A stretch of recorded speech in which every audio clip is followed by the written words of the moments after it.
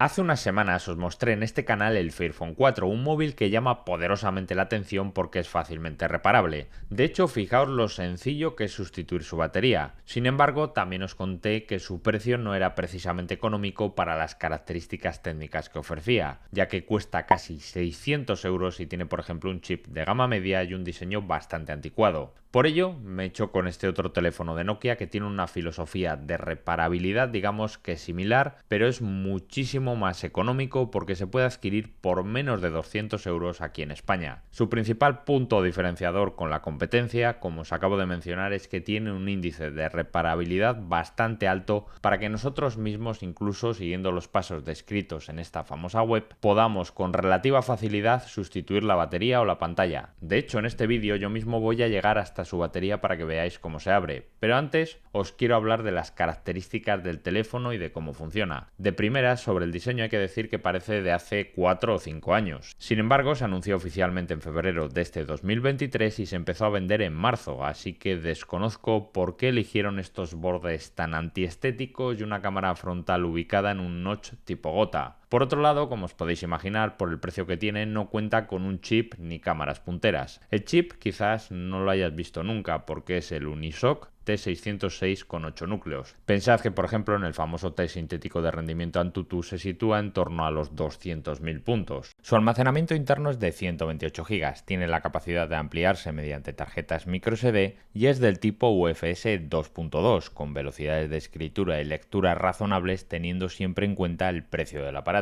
Y finalmente de RAM tenemos 4 GB. ¿Todo esto en qué se traduce? Pues en que no es un móvil apto para grandes tareas. No pienses editar vídeos con él o jugar a grandes títulos 3D porque no sirve. Es para cosas como WhatsApp, contestar emails, llamadas o navegar por la web. Tampoco penséis que es la mejor opción para disfrutar de mucho contenido multimedia, puesto que su pantalla es de 6,52 pulgadas, tiene resolución 720, tecnología LCD IPS y el brillo máximo que he medido con mi colorímetro ha sido de unos 620 nits. Eso sí, tiene 90 Hz de tasa de refresco y cuenta con las certificaciones necesarias para ver contenido en streaming en alta definición en plataformas como Amazon o Netflix. Respecto al audio, solo tenemos un altavoz multimedia en la parte inferior, aunque sí que tenemos jack de auriculares para conectar directamente nuestros cascos con cable a él. Otro detalle a tener en cuenta es que el lector de huellas dactilares se sitúa en el lado derecho en el botón de encendido, porque es de tipo capacitivo, y este la verdad que funciona razonablemente bien. Por otro lado, me sorprendió negativamente que siendo un teléfono del 2023 me viniese con Android 12 en vez de la versión 13.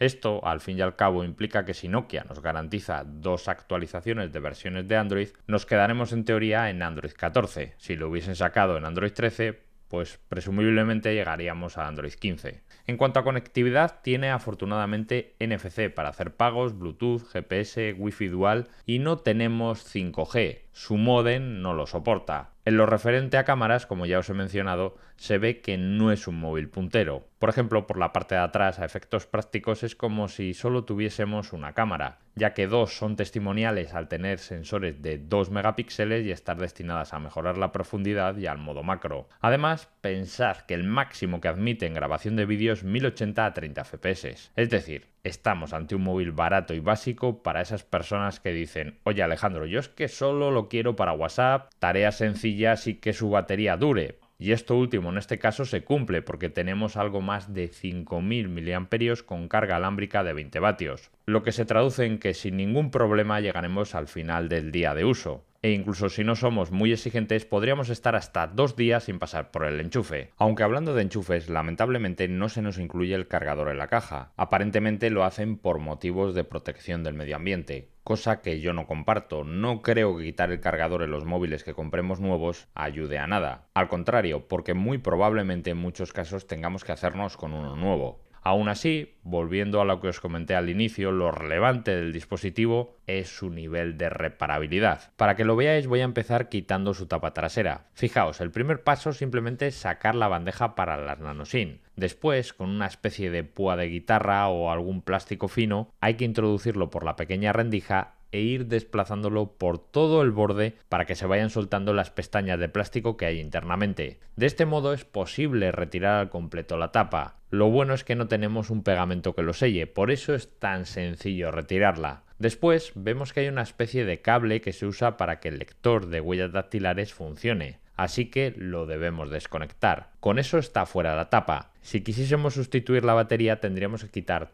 todos los tornillos que hay en esta parte de plástico que cubre la placa base. Una vez quitados, retiramos con cuidado la tapa de plástico porque tiene algunas cintas adhesivas y así ya tendríamos acceso libre al cable que conecta la batería a la placa base. Habría que desconectarlo obviamente y después solo nos quedaría sacar dicha batería, que esta tiene un poco de adhesivo, a través de estas tiras o lengüetas. No voy a retirarla al 100% porque no tengo los repuestos del adhesivo, pero si comprásemos una batería nueva nos vendría. Que por cierto, el pack completo de la batería con las herramientas para hacer la instalación nos costaría unos 29 euros. También, como os he dicho, hay tutoriales paso a paso para desmontar el puerto de carga o la pantalla. Obviamente, como habéis visto, no es tan sencillo de reparar o de desmontar como el famoso Fairphone 4, pero aún así me agrada ver cómo las compañías se suman a esta iniciativa de ofrecernos teléfonos más reparables y por lo tanto más sostenibles a lo largo del tiempo, aunque eso sí, hay que recordar que aparte de que sean fácilmente reparables, las marcas tienen que darnos un buen soporte software, porque si no, de poco nos servirá que podamos cambiar la batería o la pantalla nosotros mismos. Tendríamos dispositivos desactualizados y que muy probablemente al fin y al cabo no querríamos usar. Por otro lado, también los fabricantes nos tienen que garantizar el suministro de repuestos, porque si es reparable y no encontramos, por ejemplo, baterías o pantallas después de que hayan pasado 1 o 2 años de su salida al mercado, pues tenemos un problema gordo, porque en la práctica sería como que no se podría reparar. Ahora quiero que vosotros participéis en el vídeo y que en los comentarios me digáis qué os ha parecido este móvil, teniendo en cuenta que cuesta menos de 200 euros. Dejadme vuestra opinión porque me interesa muchísimo saberla. Os voy a leer